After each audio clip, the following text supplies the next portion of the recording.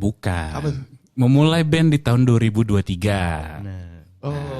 Kan sekarang 2023 nih ya. Ya. Kita lihat banyak festival lagi. Mungkin ya sekolah udah masuk lagi. Kemungkinan juga bukan ospek apa namanya?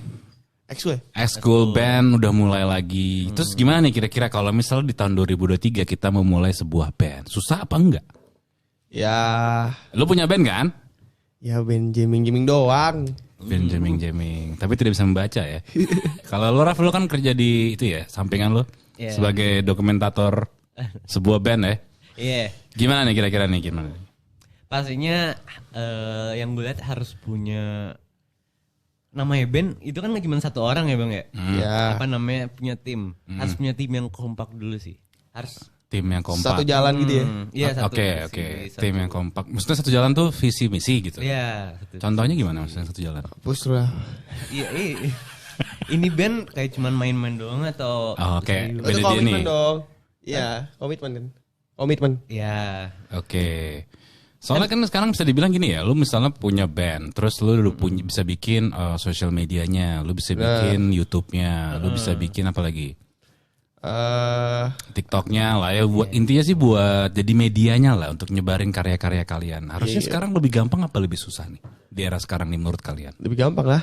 Lebih gampang. Iya. Oke, terus kalau lebih gampang berarti untuk ngeband sekarang di 2023 tuh lebih banyak dong ya band-band yang bakal berhasil ya? Ya. Harusnya sih iya, apalagi dipermudah ya.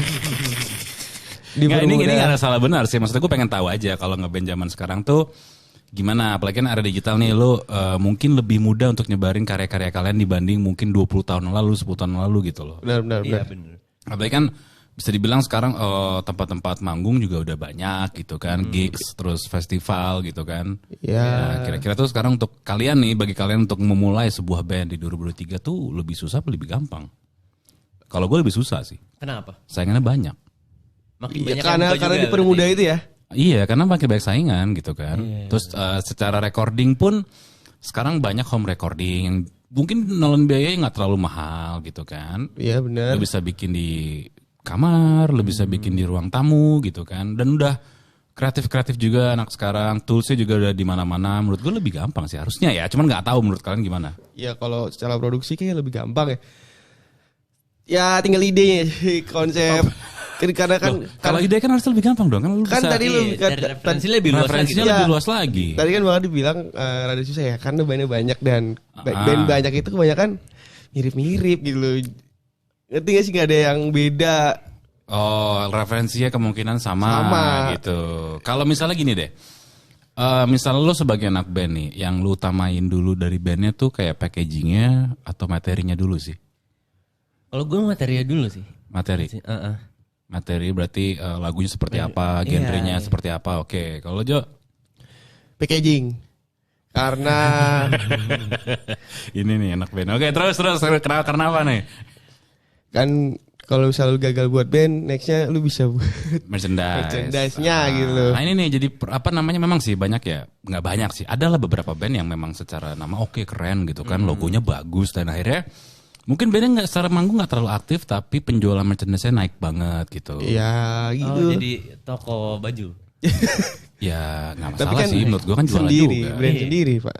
Cuman kalau dikombinasikan lebih baik kan, maksudnya materinya keren ya kan, brandingannya bagus. Ya harus imbang lah. Iya. Harus seimbang. Kalau menurut gue sekarang untuk ngeband sekarang sih lumayan susah gampang lah. Susah. Saat tadi banyak saingan gitu kan. Bener. Terus kayak lu mungkin untuk penyebarannya mungkin lebih mudah mungkin. Iya. Ya. Tapi saingannya makin banyak. Nah tapi kan kalau dibanding sama zaman dulu juga kan bandnya dikit tapi kan nggak semua bisa nge-reach juga kan maksudnya. Iya, karena kalau yang setahu gue ya, dulu itu kalau lo misalnya mau jadi anak band, rekaman proper di sebuah label tuh seleksinya ketat banget sih. Nah, Kayak misalnya lo, ini gue tahu ya, terlepas salah atau bener gue nggak tahu, yang intinya gue tahu lah ya. Lo anak band berdua nih datang ke gue sebagai label gitu kan, lo harus store mungkin 30 lagu nih, gue sebagai produser ya kan. Kayaknya dari lagu 30 ini nggak ada yang sesuai standar gue nih. Lo harus bikin lagi lagunya. aduh. Jadi memang kalau menurut gue tugasnya si lo sebagai band ya berkarya sih. Karyanya untuk ujungnya kan yang dijual karyanya. Iya sih bener. Kalau yang pengen serius. Yang pengen serius. Maksudnya sekarang kalau misalnya lo sebagai anak band nih, misalnya lo jadi anak band nih, lo prefer sambil kerja atau full time jadi anak band? Itu komitmen lagi ya.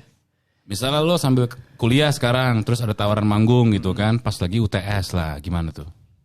Besok UTS nih, tapi lo harus manggung besok gitu. Lo ambil apa enggak? Ambil ya. Nah udah gak lulus Iya, pulang yang lagi. penting ngeband gitu. Berarti Iya, lo milih iya. untuk ngeband ya? Ngeband. Oke, kalau Raf? Kayaknya yang lebih diprioritasin dulu sih, kuliah dulu. Kan gini ya. Lu ngeband dapat uang. Nah, uangnya itu buat Kalau dapat duit. ngulang. Buat ngulang. Nah ini juga salah satu mungkin yang membedakan menurut gue ya. Kalau gue ngelihatnya mungkin proses yang bisa mengantarkan lo ke misalnya ngeband ujungnya ya nggak langsung dibayar juga kan, mungkin beberapa kali kan karena lo band baru masih promosi gitu kan. Cuman ada beberapa yang langsung pengennya dibayar, manggung di acara besar. Ya mimpi semua anak band lah ya. Iya. Lo ngeband sekarang, latihan sekarang 2-3 kali, abis itu pengen berharap ditelepon langsung sama promotor yang gede gitu kan. Mimpi semua anak band lah. Ya. Iya bener sih, gak salah Gak juga salah. kan. Nggak salah, cuman kalau gue takut malah. Takut Ya gimana siap nggak gitu loh. Maksudnya lo manggung di acara besar memang impian semua band gitu kan. Tapi misalnya lo untuk baru memulai karir kan kadang-kadang tingkat PD kita kan tinggi gitu ya. pedean anjing. Iya maksudnya gue bukan masalah selera. Bukan gue bilang musik tuh gak ada yang jelek. Tergantung selera aja. Tapi kan masalah teknisnya. Lo di panggung besar teknis seperti apa. Lo mengerti medan perang lo kayak misalnya alatnya seperti apa. Itu kan yang harus dipelajarin lagi kan. Kayak mungkin lo latihan di studio. Wah settingan gue segini oke nih gitu kan.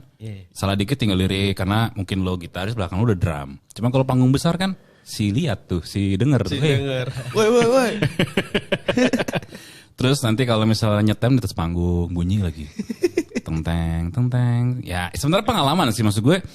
Kalau gue lebih setujunya kalau misalnya memulai sebuah band tuh kayak lu manggung di acara kecil dulu pelan-pelan. Ya belajar dari bawah dulu. Lu ketemu alat yang ala kadarnya. Jadi nggak manjap dan nggak ngartis gitu loh. Pelan-pelan dan akhirnya ternyata begini jadi akhirnya belajar dari panggung per panggung dan ketemu panggung besar itulah kesempatannya. Karena menurut gue kalau langsung manggung di acara gede, takutnya nih misalnya nih gue nonton lo berdua nih, lo bikin band berdua nih ya, terus lo mainnya jelek gitu. Kesan pertama gue nonton kalian jelek, gue bilang, wah gitarnya mati-mati, vokalisnya fales gitu kan? Ya sih ya, teknikal ya. Iya, maksud gue kayak makanya kan semua intinya butuh proses ya. Mau lo anak band kayak, mau lo YouTuber kayak, mau lo gamer kayak, semuanya butuh proses. Nah, maksud gue pengen tahu dari sisi anak sekarang tuh emang ngeband segampang itu apa enggak sih bagi kalian gitu loh. Segampang itu sih. Sekarang lu masukin Siap anak band. masukin ke Spotify tinggal iya sekarang udah bisa masukin Spotify sendiri ya? iya ada agregator online kan cuman bayar $10 per Tanpa tahun. QC ya? Tanpa. Jadi kalau musik lo sehancur nyancur Ya hancur. Udah masuk bisa. Bisa. Nah, itu. kan ada yang ditut gue lupa lagi namanya anjing. Siapa ya? Yang mirip Ardhito Pramono tuh anjing. Ya tapi at least dia proses kan. Iya. Semua butuh proses lagi. Iya, tinggal mulai soundcard. Ya apalagi Dua kalau channel. misalnya kalau yang gue tahu sekarang kalau misalnya mau beli alat-alat band gitu kan sekarang ada online gitu ya. Iya. Barang udah di stok dan mungkin ada supplier juga. Nyari yang bekasan juga udah gampang. Iya. Ya kalau mungkin kita tarik 20 tahun yang lalu, 10 tahun yang lalu mau nyari alat-alat yang mungkin USA punya, Meksiko punya tuh ya inden. Harganya juga sebagai kita mungkin dulu gue sebagai pelajar atau mahasiswa gitu kan, aduh gitu loh. Iya, enggak dulu ya. Ya sekarang lebih gampang untuk nyari alat ya. Iya. Dan ngulik juga lu tinggal ya YouTube tells everything lah. Benar, internet tells everything gitu. Berarti kalau kata Joe ngeband sekarang lebih gampang. Gampang. Tapi kan gimana ya? Konsep sih kayak lu beda harus beda Oke, sih. lo kalau ngeband karena lu suka lagunya genrenya atau lo ngikutin pasar? Kalau lo berdua deh, tadi Joe dulu deh.